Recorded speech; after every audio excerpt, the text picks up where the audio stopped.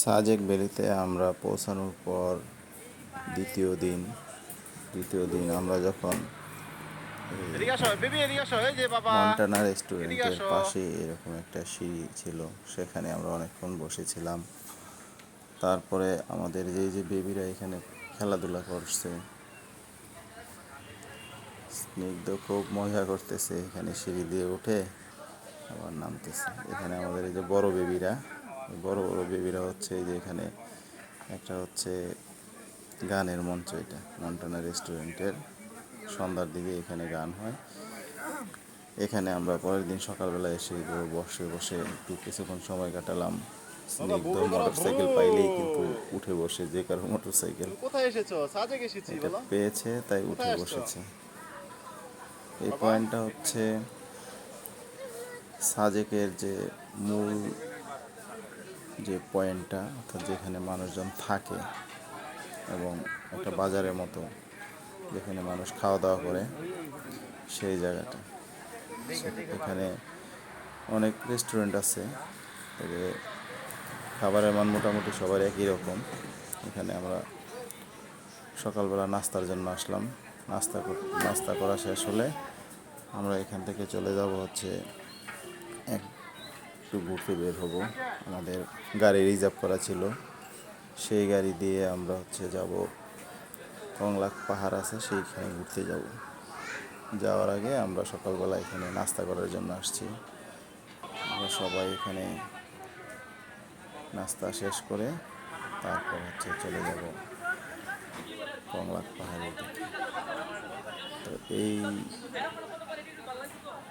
এই যে এপিসোড, এখানে আপনাদের কংলাক পাহাড়টা দেখাবো না, আমরা এখানে হচ্ছে সকালবেলা কী করতেছি সেটা একটু আপনাদের সাথে শেয়ার করার চেষ্টা করতেছি।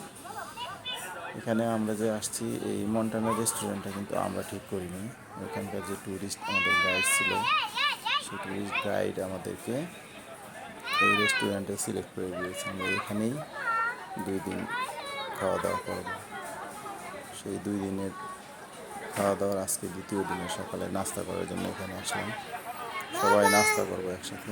নাস্তা করে তারপরে হচ্ছে চলে যাব সেই আমাদের গন্তব্যে, যেখানে ঘুরতে যাব সেখানে। আমরা কিন্তু একবারে রেডি হয়ে এসেছি। স্নিগ্ধ চশমা পরে, জামা পরে একদম রেডি হয়ে চলে এসেছি। আমরা নাস্তা করব আর এখান থেকে চলে যাব। তাহলে আপনারা যখন এখানে আসবেন এই রেস্টুরেন্টে, আপনারা চাইলে আপনাদের খাবার দাবার সারতে পারবেন। খাবারের মান মোটামুটি সবার একই রকম। তার মধ্যে আমাদের যে ট্যুরিস্ট গাইড আছে, সে বলেছে এইটাই এখানে সবচেয়ে ভালো। আমরা কোথাও খাই নাই, এইটাই ভালো লেগেছে, এখানেই খেয়েছি। তো আপনারা আসলে এখানে মন্টানা রেস্টুরেন্টে খেতে পারেন।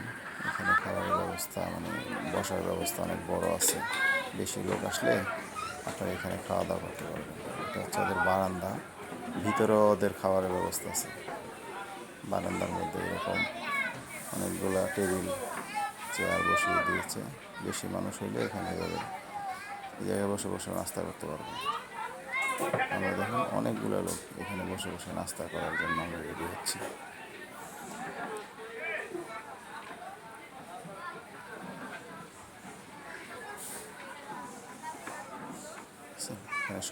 সবগুলো কিন্তু আমরাই। We are waiting for ছোট বড় সবাই আমরা একসাথে বসে এখানে নাস্তা করতে পারি।